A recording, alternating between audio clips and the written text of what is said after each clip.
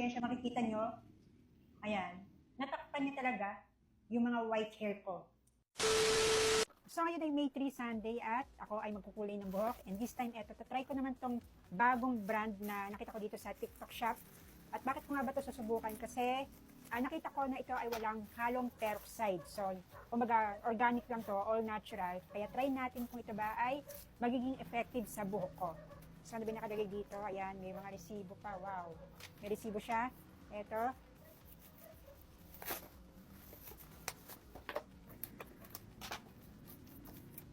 Galing, nakabox siya.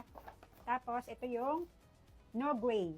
Ang kulay nga napili ko ay light brown. Kasi ang kulay ng aking buhok ay, kung di ako nagkakamali, ay milky ash nung ako nagpariban nitong January. Tapos, ito kasi, meron na kasing puti yung ibabaw ng aking buhok. So, yung ibabaw lang yung kukulayan ko. So, ito. Tapos, ito, madalas ko ito nakikita dito sa TikTok. Kaya, nag-iisip ako nung time na yon kung susubukan ko ba ito. Kasi ang maganda dito yun nga, wala siyang no peroxide added and then ammonia free. Hindi katulad ng ginagamit ko na although effective naman siyang gamitin, kaya lang nga, medyo matapang nakakadry ng buhok kasi nga, meron siyang peroxide. So, huwag na natin sabihin yung brand na Bremod. Effective siya, in fairness, effective siya, kaya lang yun nga. Meron kasi siyang peroxide and nakakadry siya ng buhok. Pero ito, try natin ito. Try ano lang, less than 500 pesos lang ito. Tapos, light brown, kasi ito yung pinaka-lightest na kulay na available, na meron sila. Pagka merong white hair, tapos to light brown, ganyan daw yung magiging kulay niya. Ayan magiging result ng kulay kung kayo ay may white hair or gray hair. So, ayan. Tapos, light brown yung aking sinubuang, ang aking itatry ngayon. Ang nasa loob ay after color hair treatment. Ayan. Siguro yung pinaka-conditioner. Then, next ay, ito pa. Wow, meron na palang lalagyan. Meron na siyang brush sa buhok. Tapos, ito yung pinaka-powder. Lalagyan lang ito ng tubig. Meron na rin siyang, ayan, takalan. Siguro kung gano'n karami yung tubig nilalagay. Tapos, ito yung gloves. Ayan, may kasama na rin pala siyang gloves. Dalawa. Tapos, meron na siyang lalagyan. Ano pa? Tapos, instruction. Ayan. So, maganda dito ay medyo malaki naman yung sulat. So, merong Tagalog. Mga tagubilin sa kaligtasan. Ayan, merong Tagalog. At meron ding English. At madali siyang basahin. Kasi hindi siya masyadong maliit at hindi rin naman sobrang laki ng sulat niya. So, ayan, mag-start na tayo at kukulayan ko lang itong pinakaibabaw ng aking buhok. So, ayan. Yan lang yung kukulayan ko para matakpan lang yung puting buhok ko. Ayan. So, ibabaw lang. Tapos, sabi, doon sa nakausap ko, doon sa nagla-live, kapag kaibabaw lang daw, pwede naman daw kalahati lang yung gagamitin ko. So, ito, buksan natin kung ano ba ang tsura nito.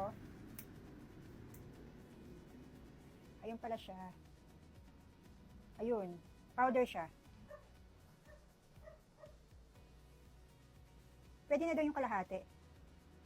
Nasa ko yung instructions at ito pala ay 8 grams. So kung gagamitin itong lahat, ibubuhos ito dito sa lalagyan, hahaluan siya ng 50 ml na tubig. So 5 ganito. Kaya lang kasi, kalahati lang yung ilalagay ko. So assume natin na 4 grams lang itong powder na gagamitin ko. Kaya ang ilalagay ko na tubig ay 25 ml. Tama ba? So, yun, tapos ito, nag-iipit na ako para makita ko, mas pantay yung pagkukulay ko ng aking buhok dito sa ibabaw lang. So, let's go. So, nalagyan ko na ng tubig. Ayan. So, mix na natin. Mix lang. Wala siyang amoy. Tapos, para ka naghahalo ng chocolate. Milo yarn. So, ayan na siya. Ayan na. So, magkulay na tayo at maglalagay muna ako nitong, ayan. Ito yung order ko hindi dito sa TikTok shop. Mura lang ito. Ano ba tawag dito? Nakalimutan ko na. Lalagay ko na lang yung yellow basket dito sa video ko para makapag-check out kayo nito. So, sa halip na plastic ang gamitin nyo, ito yung gamitin nyo. Ayan, mura lang siya. Less hassle. Hindi nyo na kailangan magpalit ng damit at hindi nyo na kailangan magpunit pa ng plastic bag kasi ito lang siya, oh. Diba?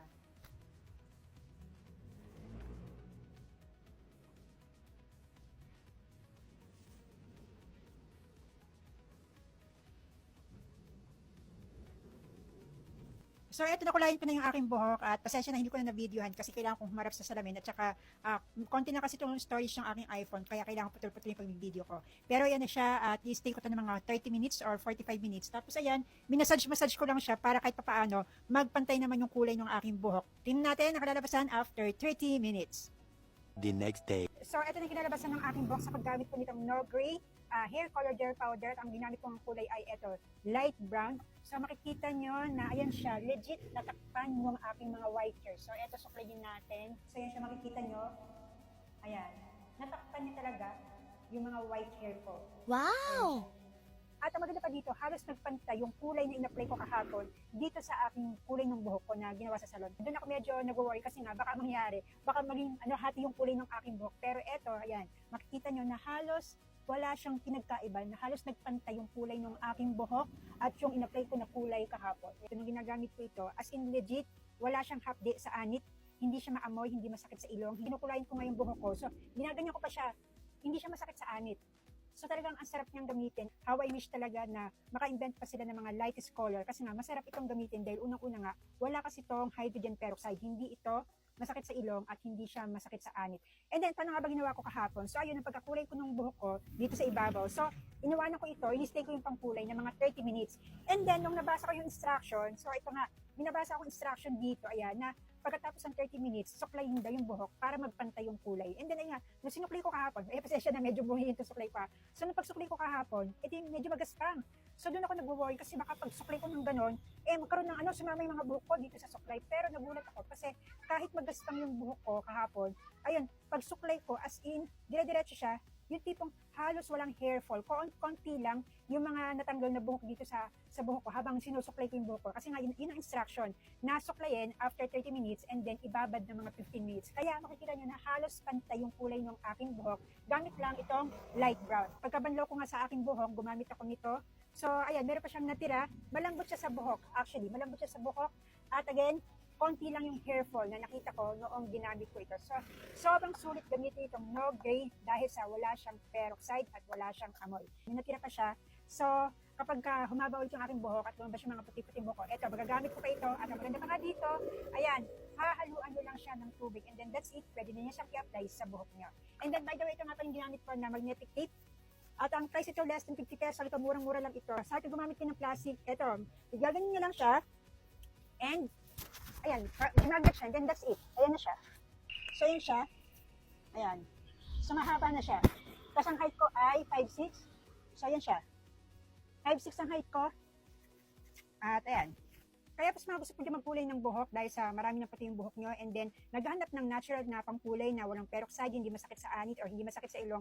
Ito po marirekomenda ko po sa itong no gray ng hair rib at talaga pong legit. True to its claim na hindi po talaga siya masakit sa anit at hindi siya masakit sa ilong. Actually, mas masarap siyang gamitin to the point na pwede mo siyang ibabad ang pangmatagalan kasi nga po, first time ko po nakagamit ang pangkulay sa buhok na hindi po masakit sa anit. At ito po ay less than 500 pesos lamang po. Meron po ibang kulay na mapapagpilian at ito po sa mga may kulay po ang buhok katulad ko. Ito po marirekomenda ko po sa inyo itong light brown ng no gray. Kaya ano pa hinihintay nyo? Mag-check out po kayo at dito niya basket.